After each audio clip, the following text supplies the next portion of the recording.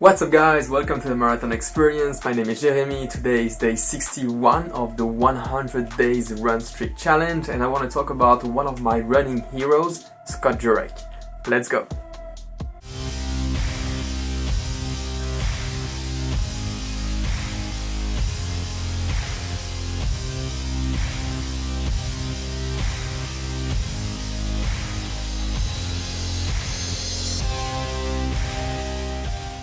I would like to start a new series here and talk about some of the best running character that I know of and that have inspired me to running, because I think they have amazing things to teach to everyone, and also they are a great source of inspiration for many runners. And although a lot of people would know them if you are already deep into the running sphere, so to say, those runners, they're not superstars, they're not in the cover of magazines, you don't hear about them on TV. That's something I'm not sure I've ever really understood, because running is probably the most practiced sport in the world, but yet it's probably one of the less broadcasted on TV. It's probably not as entertaining, I believe, for someone who's not used to it, someone who has never felt the running high or the pleasure of just running, to watch it on TV, I guess. But anyway, those are not rock stars, but still I think that they are stars and they are amazing people, and that's what I wanted to make this series about, all the running heroes that I think we can all learn from. And so quickly about who's Jurek. He's probably one of the best ultra marathoner of all time. He was born in October 1973 in Minnesota, and he has won probably all the main races that ultra marathoner try to win. He has won the Badwater, which is a 135 miles ultra marathon in the desert of Death Valley, run during summer.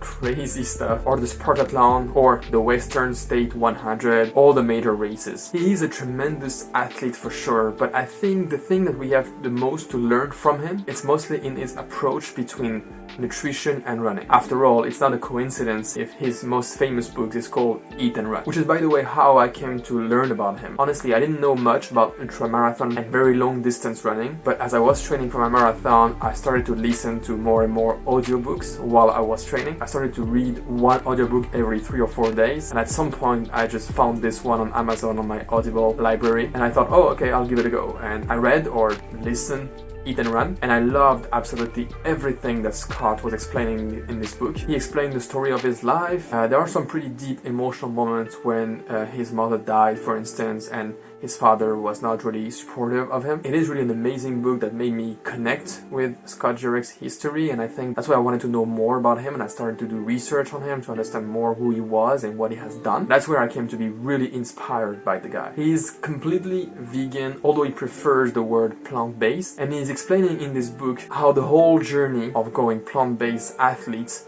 help him progress into the different races and training that he has been through. And that, I think, is probably the best thing you can learn from Jurek, how everything in your life is connected, so to say. And if you eat well, then you're gonna run better. If you run better, you're gonna sleep better, and sleeping better will make you work better or rest better, then eat better, then run better, etc, etc. His book also has some crossover with the book Born to Run from Christopher McDougall, which I always love. It's always cool to see all the paths crossing like this. You see Scott in Christopher McDougall's book, and you also have some mentions of the Born to Run book in Eat and Run from Jurek. By the way, if you want, I actually made a video about the book Born to Run. I'll put a link up there if you want to have a look. His story is truly amazing and very inspiring. Recently, he made an attempt to break the record from the Appalachian Trail, which is something that amazed me. Like, I would love to be able to drop everything I'm doing right now and just go onto this trail, although I would never try to hit for a record there, but just aiming at completing it. I don't know, maybe it will take me a year or something like that, but I would very much love to be able to do that. It's such an amazing thing, combining hiking and running. Of course, for me, it would be combining hiking and running. For Scott, it was purely running. But that must have been an incredible experience, and that is something that I really want to do more in the future, although I'll probably never be able to do such a long distance running as he's doing. It does give me the example of what I want to be aiming at and what I want to be able to look forward to. That's it guys, I hope you liked it. If you did, give me a thumbs up. Let me know in the comment if there is anyone in the running sphere that you would like to know more about, and maybe share your running heroes down in the comments and we can talk about it. I would definitely recommend that you read Eat and Run, because I think it's a tremendous book and there's a lot of very cool concepts, especially if you're more inclined to the plant-based nutrition. But even though you're not a vegan, there's still plenty of content that are extremely interesting in this book, so definitely go ahead and read it. Regarding the RunStreak update, my weight this morning was at 79.2, which seems to be a big increase since yesterday, which is kind of weird because I didn't eat anything special. Sometimes you just have those glitches, maybe with the scale, I'm not really sure. We'll see tomorrow. Regarding the run of the day, today we went on some trails with Margot.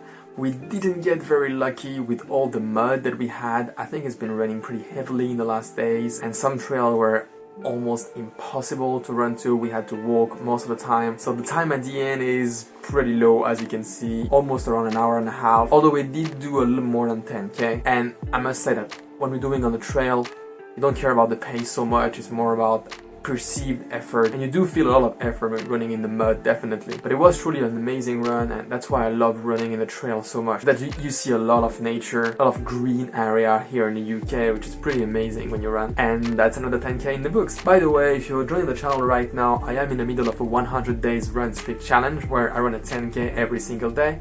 I also upload a video on YouTube every single day about tips, feedbacks on the challenge, and now about some running heroes of mine. So if you want to be part of the journey, go ahead and hit subscribe, hit the notification button, and I'll see you tomorrow.